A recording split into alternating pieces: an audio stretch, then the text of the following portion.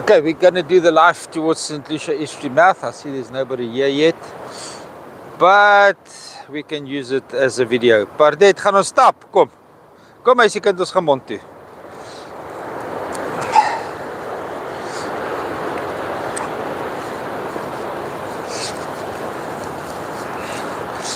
I don't know why I'm still doing the lives, because it basically killed the beach walk video. But we're a little bit more set up now. We can do a little bit more professionalism. NSRI is here for training.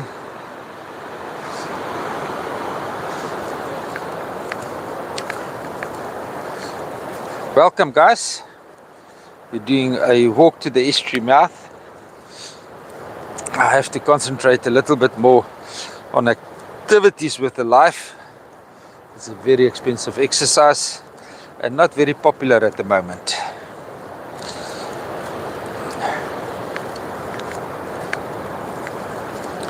For those that want to go on an estuary boat cruise, you can contact me on 081 342 7371. If you can take a screenshot that you are subscribed to the channel, I will organize a nice discount for you. I won't take commission from you guys. I'll give it through to the subscribers. There's 2 boat cruises on the estuary that I can do that with, either aboard Funas or on board Advantage Cruiser. It might just ease some of the financial strains that you guys has got. It can also help you with accommodation booking. Same number, 081 342 7371. Or I suggest you go to www.foryoutostay.co.za. We're still working on building that website, but there's a couple of accommodations listed there already.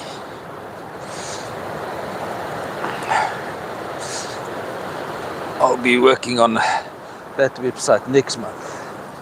Just a little bit too much to do on the to-do list at the moment. The watercolors here at the estuary mouth with the incoming tide was beautiful. Beautiful, beautiful. A lot of people fishing for shad down at Ingwe, but I haven't seen anything coming out yet. There's fly fishermen working the estuary mouth here on the color line. The colors has changed as the tide is receding, as it's going out.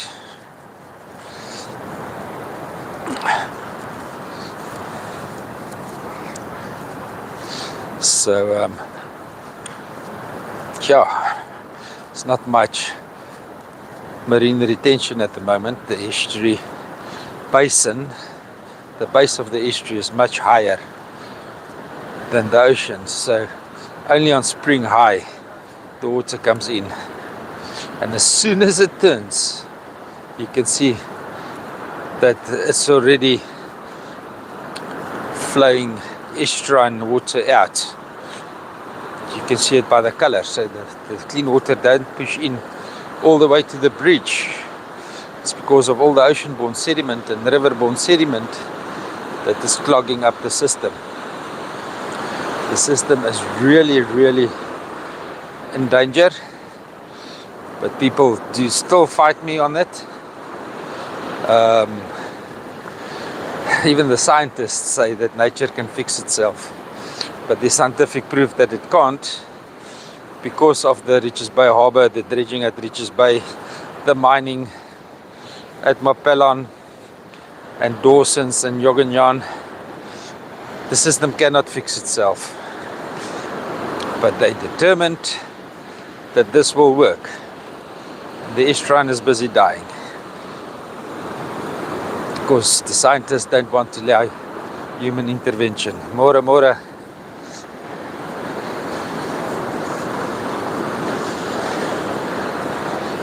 that frustrates me, and it's a hard walk to the mouth and back. I'm not doing it every day anymore because it's too emotional draining to see the system dying And with all the effort that I do put in, the negative comments and the kakpraat agter my rug is just too much. No human being can take that emotional strain. It's impossible. There is scientific work published. What's the lady's name? It's on the ResearchGate. Just search Dr. Taylor, St Lucia Estuary, and you'll find the timeline of what happened here at St Lucia. It's just a scientific timeline. Those that have been watching my videos regularly for the last 5 years on Facebook and YouTube will then understand better what I've claimed.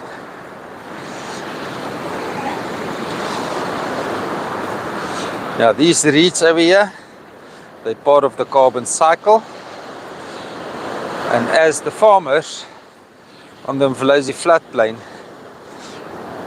the way that they have to farm sugarcane, they're part of the carbon cycle. So it's not their fault that the estuary looks like this. This is Richards Bay Harbour's fault. It's well documented. The decision was made. The scientists that made, engineers that made the decision knew exactly what impact it was going to have on St Lucia. And in those days, they pretty much had a sextant, well, not anymore. They already had a compass, but they still used yardsticks. And they knew that this was going to happen. And now the new GIS system, scientists, proven that those guys knew exactly what they're doing. It's just that the GIS scientists haven't got enough information to work with, because they refuse to look at any old science. If it's not recorded in GIS, it's not valuable to them. And they made a big mess of our pristine World Heritage Site. But guys, I'm not in favor of a World Heritage Site. Really, I'm not. Anybody that contact me and say, we want to declare this and that a World Heritage Site, guys, stay away. You lose complete control over it. It's macro-managed by an international community that's got no clue how nature works and what the community needs are. So, my opinion, stay away from World Heritage status. It brings in a lot of scabengas, money-hungry people that will stoop down to any level to prove that they are right. Excuse me. I couldn't even have a chance to mute the microphone on that one. And to get control over the situation and the concessions. They will stoop to any level. So keep your community, fragile communities intact. Create conservation awareness, love amongst the children in school groups and projects set up, and build your own NPO to protect your own area. You don't need the world to teach you how to protect your own area. And having a World Heritage status doesn't increase biodiversity. It killed all the mangroves in St Lucia system. Every single one of the 330 or 350 hectares. It killed all the dusky cop, grunter, perch, yellowfin bream, flathead mullet, and the prawns. Completely eradicated it. That's what the World Heritage Site did to St Lucia, or for St Lucia. So there is, according to me, no benefit.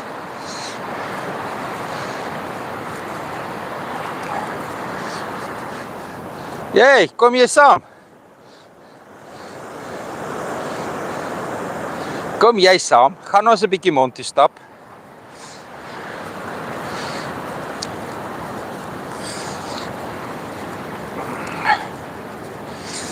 And if there's anybody here that wants to sponsor the channel, then please, September extreme boating, August, September extreme boating is available. Space is available. You get exclusive marketing rights on the channel, except for the boats, charter boats that I call out. You get the exclusive marketing rights. You can go and have a look at how it looks like. The anchor house was for August. And then September is 5,500 Rand because of the good statistics that we have on the channel and the amount of effort that we put into the channel now. I've got a young lady helping with the video editing. I'm pretty sure you guys could see that the quality of the video editing has improved drastically. So contact us. It will help us a lot. She's a mother of 3, married. She needs the income to support her family. Husband is a hard-working handyman mechanic, but St Lucia is just too small for him to get a foothold at the moment. His business is growing, but it's growing slowly. So guys, please, if you could help by sponsoring the channel, it will help a lot. If you can only afford to give 20 or 50 or 80 or 100 rands worth of Telkom airtime, not data, airtime. I accumulate all the airtime. I buy a data bundle. 081 342 7371. If there's any parents out there that has got children that has outgrown their clothes, you can make a parcel, drop it off there at Strandloper. Babies 0 to 6 months, 6 months to a year, toddler girl, 4 years old, and then toddler boy. He's actually also 4 years old, but he wears 7-year-old children clothes, 6-7-year-old clothes. That's the size of the young man.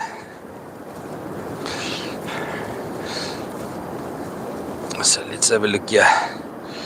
This beautiful color of the marine water that's currently draining out to the ocean. There's no marine water retention whatsoever. People have been casting net here. They did get mullets. There's been a huge die-off some prawn. According to Uncle Frankie, it was krill. It was all the way around the corner. The masses of dead krill has accumulated there. Let's see if we can get that oyster catcher on the big camera. It's part of the morning beach walk. I almost forgot to do the morning beach walk. There you go. There's a couple of oyster catchers. I don't see anything like a crab plover or African skimmers that's very interesting at the moment. The waves are quite big, and the watercolor here in the estuary is beautiful. The water retention at Spring High was nice. Colors was beautiful. But as soon as the water tightened, the clean water drained out.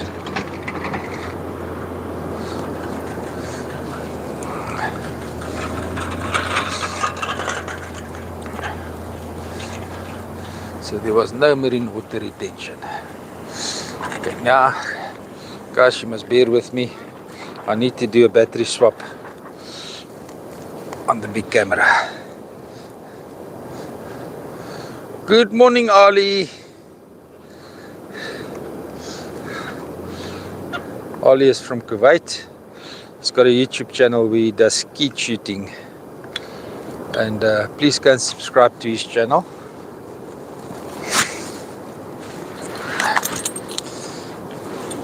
Yes, like this didn't go according to plan. Let's try it again. I need that battery. Need to pop this one out.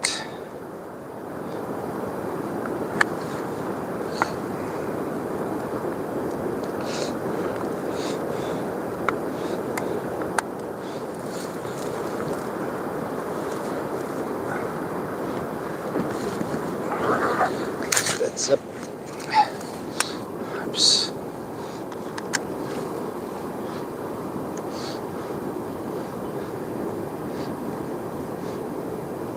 Only a pleasure, my friend.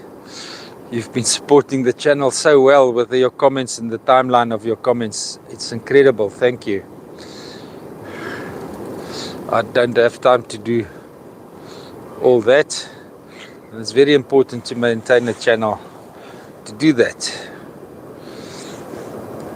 So you help me a lot.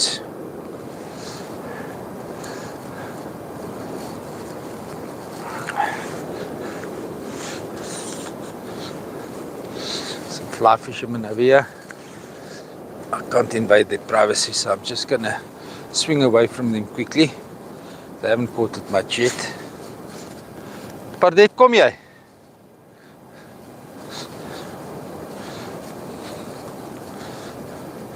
Andy Brown, good morning, sir. How are you doing?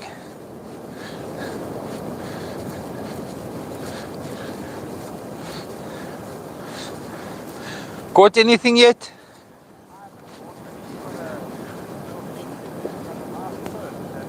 The perch is quite full here during the high tide. Yeah, they're sizable, yeah.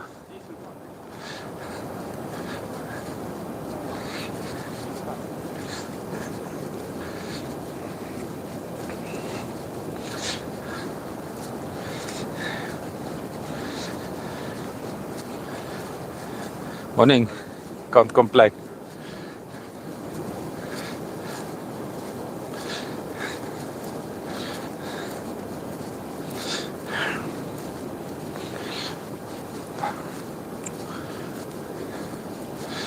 Guys, if you want to know how to make a timestamp comment, as soon as you press, if you press in the comment and you want to start typing, there's a little icon in the comment section. If you press on that, it makes a timestamp in the video where you want to start comments. So you watch the video, find something interesting, can rewind a little bit, and you can start commenting.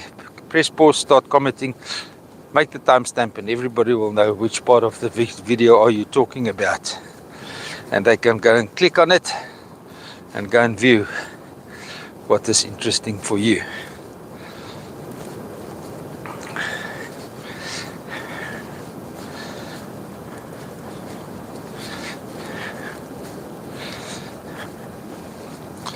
Comments like that will improve the CPM and short English, good English, easy to understand English. The amount of money that I make, it will improve it a lot.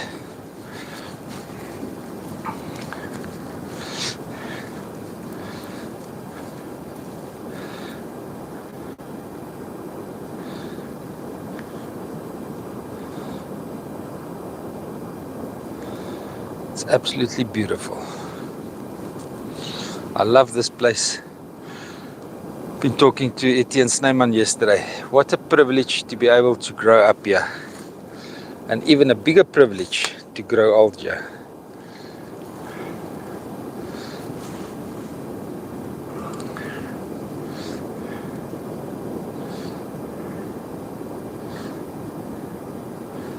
There we can see the rapids forming. It's not even 4 hours after high tide yet. And you can see the shallowness is there in the estuary mouth already. Rapids running over the sandbar there. Yeah, I thought we're going to have a winter estuary mouth, but if it's going to close this close to summer, it's going to be sad.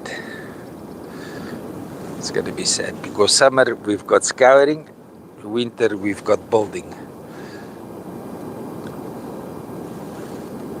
It's just the way that the Indian Ocean coast work. There's a lot of ocean-borne sediment washed towards the coastline during winter months. It's got something to do with the wind directions. I'm not sure.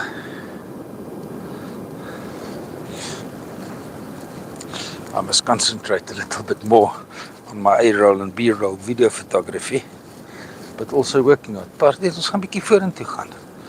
En Frank is fine, moenie worry nie. Worry oor my.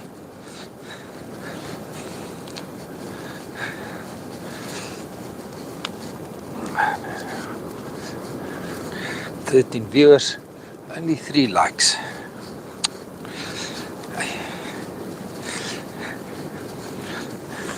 A little bit of effort that can help the channel so much just by pressing the like button. You can share it with your friends on WhatsApp, on Facebook, Twitter. I don't think Instagram, you can share it on Instagram. And you can't share it on TikTok.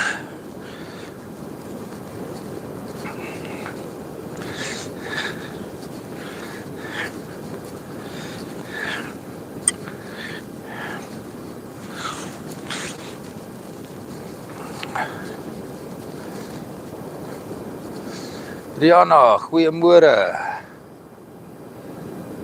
Ag, dis 'n plesier man.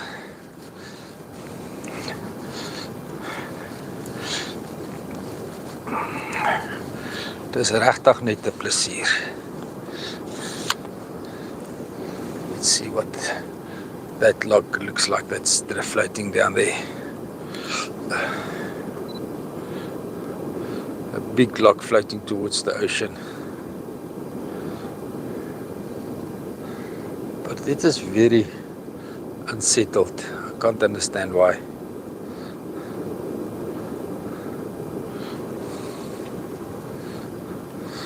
Wat's fout, Pardette? Jy hou my aan teruggroepkaart toe. Wat's fout? It's absolutely beautiful, Ali. It's really. And if you knew it in the 80s and the 90s, it was even beautiful, more beautiful. Abundant of fish, bird life.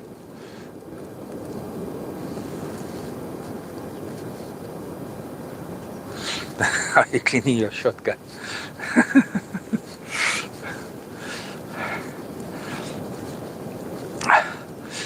This system here is supposed to feed 600,000 people.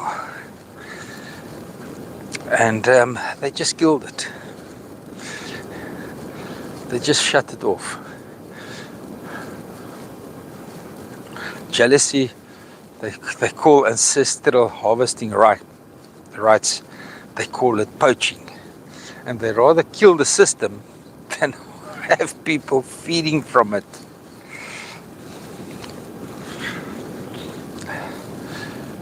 I think they think they're doing population control. That's a cruel way, keeping children hungry, doing population control. I think a much better way, much more effective way doing population control is through education. It's just me. I've had some serious arguments with some liberals from America, and you just can't debate with the people. They just tell you, but this is what I believe in, and you're not going to change my views with the favorite buzzword of the century. It's either propaganda or conspiracy. Everything that you talk about that has a positive impact on the environment and habitat is conspiracy. You're just creating conspiracies. Global warming is real. Habitat that destruction is a conspiracy. Yeah. And people wonder why I block them on WhatsApp. There's a certain mentality that you cannot argue with. They used to be bullies at school. Now they're trolls on the internet and Karens in their real life.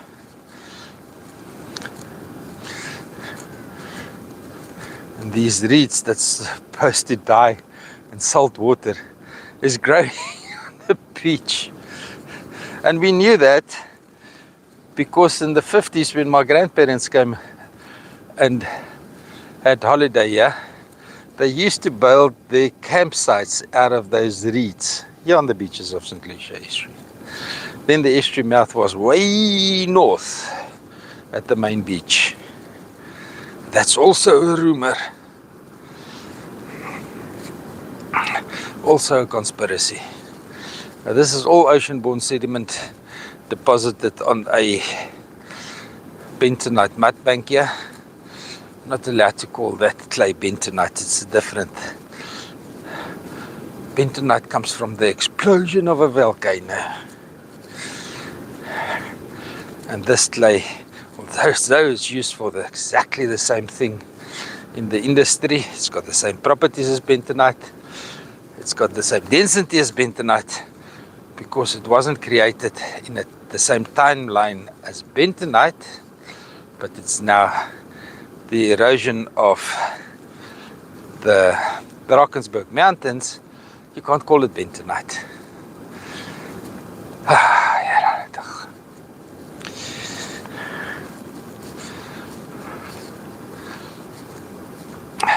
Guys, I think you can see why I don't like walking here. Every time I get here, there's more ocean-borne sediment. I get more negative comments. Why are you so negative about St Lucia? You must be positive. The people will not come if you're negative. I walked this beach for 2 years every day since 2021. Since 2018. Every day I recorded what is happening here. And then just after lockdown, everybody that walked the boardwalk knew who Petrus, Vivius and Pardette was. Everybody. And then I stopped my negative marketing and I started positive marketing. Nobody on the beach knows me. I'm a non-entity. They don't know about the struggle of the estuary. They don't understand what the reeds is doing here. They don't understand the rip currents. People have been drowning. They just don't understand humanity. Common sense. They say common sense is a superpower. Now I know why Pardette was talking to me. I'm lightheaded.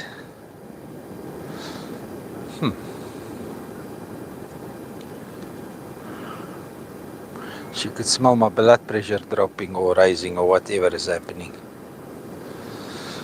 Anyway, we are here. This is our last video, so be it. I did drink my blood pressure pills. I'm gonna make this video.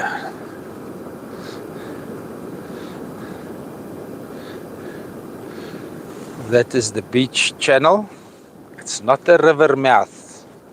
The river mouth was much further to the south.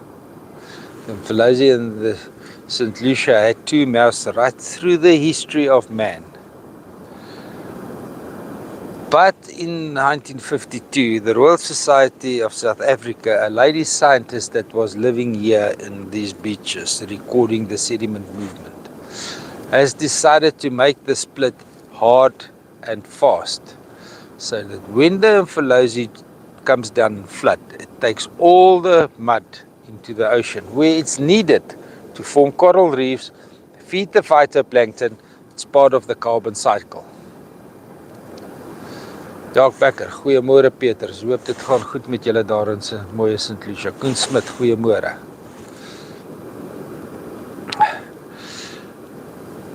So now we've got a substance that is not really needed in nature. What does nature do with it? It plasters it with biomaterial that when it dies, it will mix with the mud to break it into compost. Now I've taken this mud to a lot of compost makers. But maybe they're not scientists, I don't care. And these people said, this mud needs biomaterial. Otherwise you cannot plant any seeds in it. Just by the texture, you can feel that this is not going to be a good growth medium. So what does nature prove to us? These guys know what they're talking about. Nature comes and dumps a lot of reed on these mud banks so that when the reeds die, and the roots can break up the mud. But this is now becoming farmland. And the only thing you can farm here currently is rice. And in about another 15 years, you'll be able to farm sugarcane here. And that's what nature does. It breaks down the mountains, washes it into the valleys, so humans can start farming. And if that doesn't prove that we're part of the natural cycle, I don't know what will prove that we're part of the natural cycle. But so few people know what carbon cycle is. So few people know that the farmers at the Umfolozi floodplains are right there where carbon cycle is happening, and they're doing it exactly 100% right. And they're harvesting, they're commercially viable. And they take the mud out of the system and put it on top of their farms. And they put biomaterial on top of it so they can grow next season. And the humans want the farmers out of the Umfolozi floodplains, but they want to erode the mountains and silt up the Umfolozi floodplains. I don't understand how people can have an opinion if they don't understand something. Anyway, Pardette has convinced me that I have to start walking back. My legs are tingling, I'm dizzy, I'm nauseous, so let's make the trek back.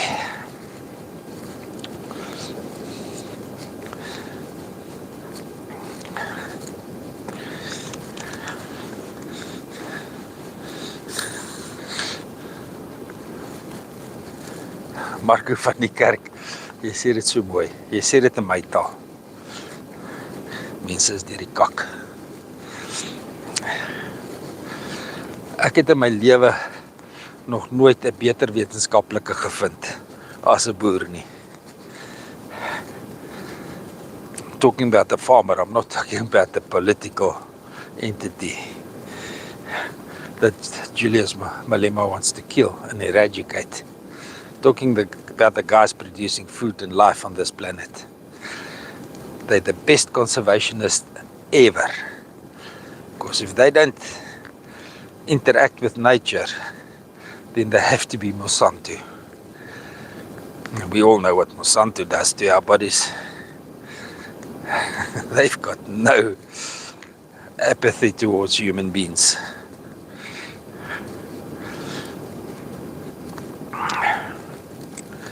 Each human on the planet is just a money-making machine for Monsanto. It's now Bayer.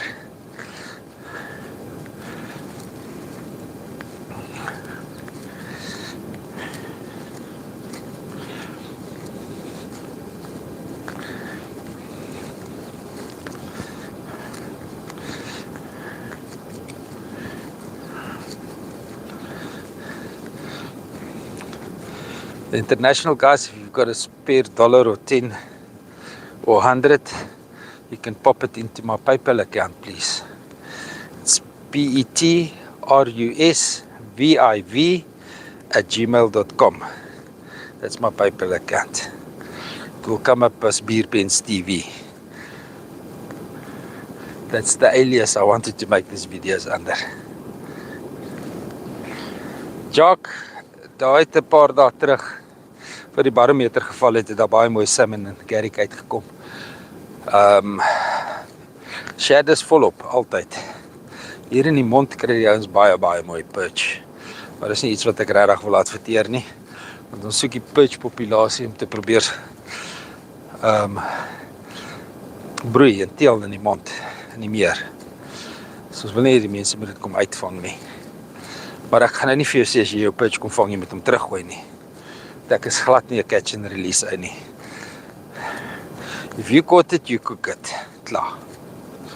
Hy is so goed soos doodgemaak. Moenie met kos speel nie.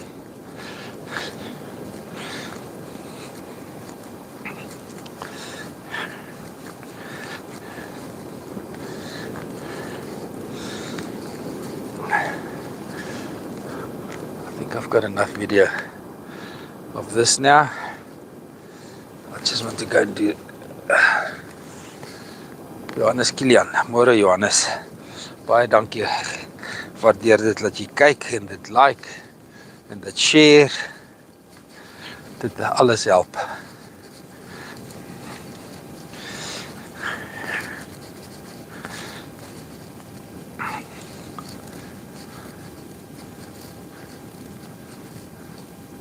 Ek stem met daai ene. Ek sal nog by die wetlandse wette bly. Ek glo jy moet nie trofeevis vat nie. Jy moet dit terugsit. En ek glo nie aan klein visies terugsit nie, maar die wet sê nou maar ek moet, dan doen ek nou maar ek het my eie limiet. Ek haal nie perch groter as 2 kilos, 2,5 kilos uit nie. Ek gooi dit terug. As hy dood gaan hy maar dood. Dis fyn, hy moet gaan teel. En ek haal nie granter groter as 4,5 kilos uit nie en nie salmon groter as 15 kilos nie. Dit is maar hoe ek groot geword het. My oupa, my pa se kant was 'n boer sy hele lewe gewees. En my oupa aan my ma se kant was 'n mechanic gewees. Nou, julle kan vir my van 'n mechanic sê wat julle wil. Dis mense met common sense wat fault finding kan doen. Mechanic is somebody that can solve problems. So, to me, he's at the same level as an engineer, except that he's got all the practical experience to back his knowledge with. Engineers think they know a lot because they studied a lot, but they've built very little. Because there's so many engineers building, and they have to learn from each other, and some of them are very jealous. They don't teach the other one, and some of them are very proud. They don't learn from the other ones. This is the same as with sheep. The younger the fish, the more succulent the meat.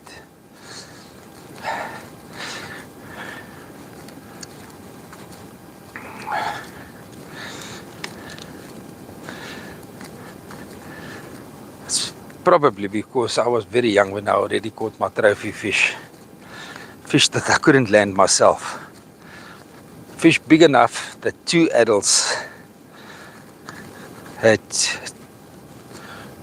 to help each other to land the fish.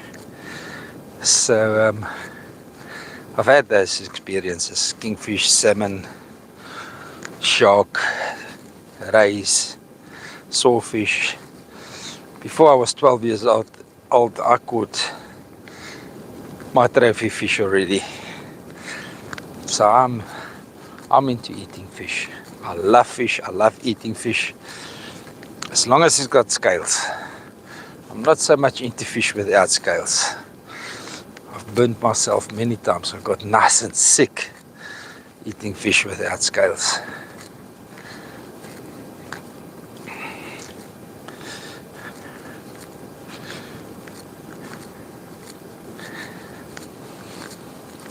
Oh, the sun is getting nice and hot now.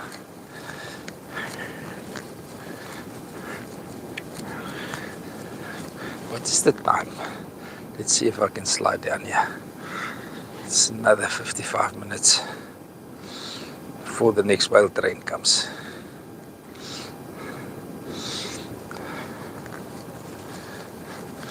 So I'll probably go hang around at the tractors see what fish is coming out at Ingwe, and then be here for the 9 o'clock trip, and then go home for breakfast and see if I can make the 11 o'clock trip. I feel all funny.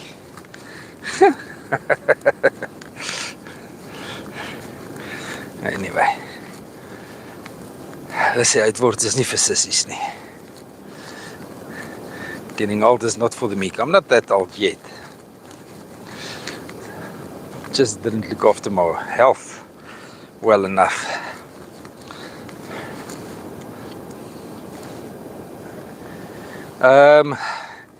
It's now 8:05. We GMT +2. Cairo time. I don't think you're much off. Kuwait might be a little bit off.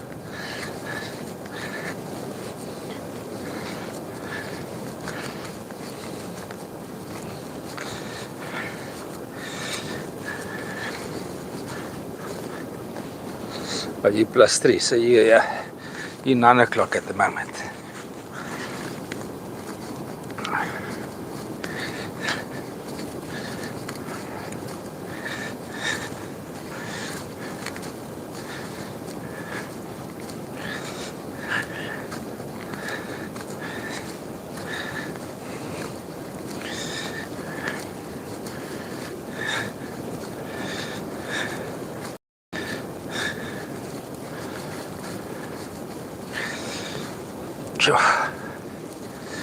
I'm just gonna go to the estuary mouth and show you the sandbank again, the shallowness, and then I'm gonna sign off. Have a seat and get my breath back.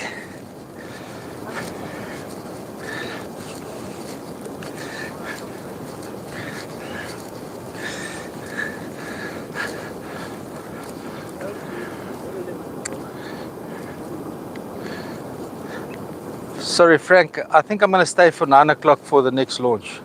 There's no waste 40 minutes back, 40 minutes here. There's no 20 minutes at home. Okay. Shut.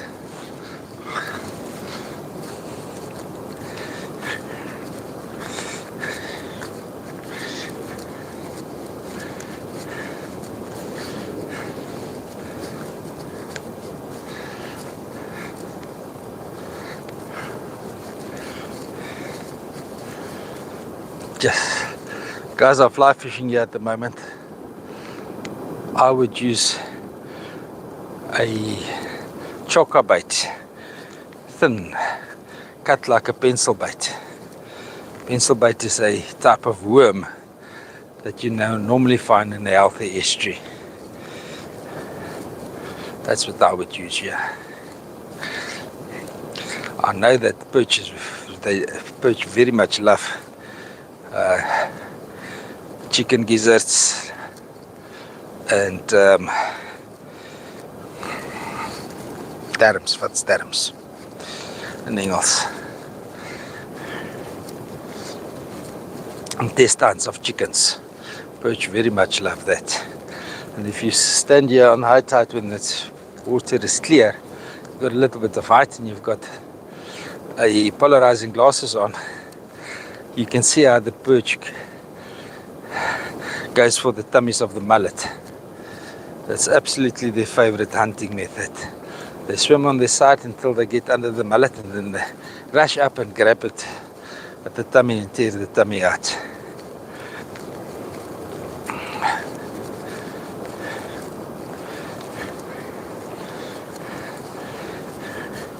I believe there's a lot of other fish that also love tummy, because sardine bellies we call silver bullets.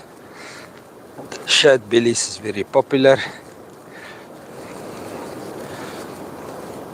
as bait.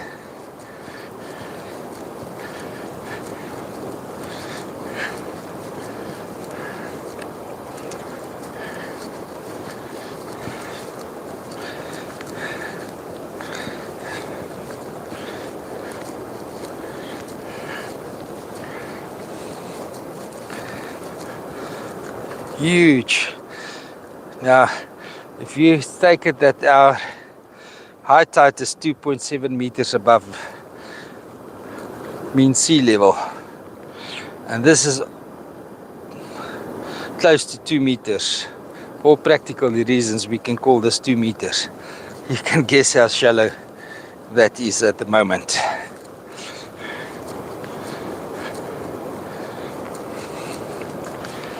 I don't have to argue that with anybody. People on the stream boating channel ask, why don't they make the fluke longer? Because it becomes cumbersome to handle. This was the whale watcher's fluke, long fluke, and it turned out to be unviable, and now it's just rusting away on the beach here.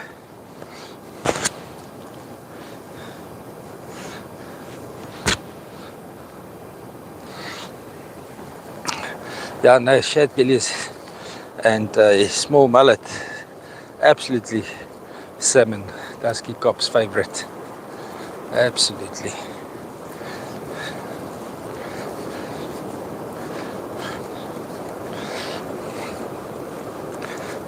So Ali, when are you going to come and ride Ocean Commotion? Did another beautiful launch this morning.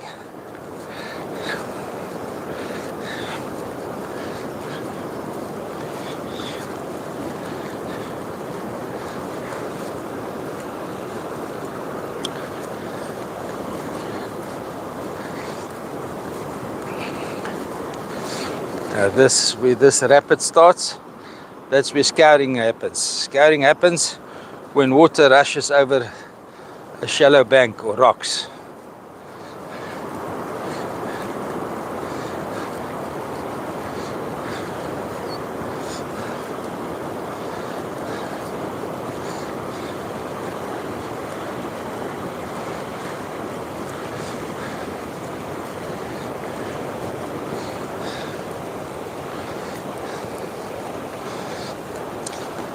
So yeah, the estuary is still open to the ocean, but you can see with the previous 2 days of southwesterly wind, it's pivoted a lot to the north, and now it's got the sandbank over there, and we just need a little storm surge, not a big one, to push that sand into the estuary mouth. This is exactly how it looked like on the 4th of June 2022 when it closed naturally again.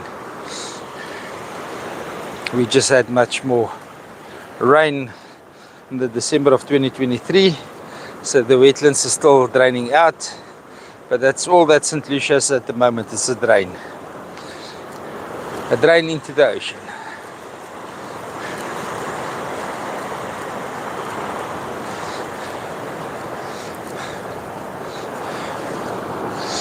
Okay guys, thanks for watching. Please like, share and subscribe for more updates like this on a regular basis, and catch you back on the channel. Have a lovely day.